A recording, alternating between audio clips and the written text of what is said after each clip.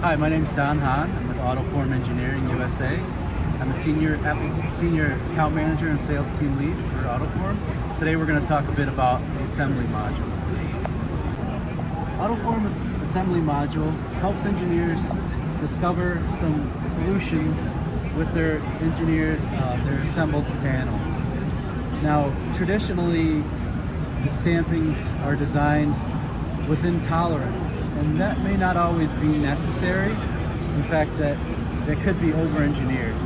For example, if an inner is driving the spring back results, then you may want to focus more on the inner, getting that within tolerance.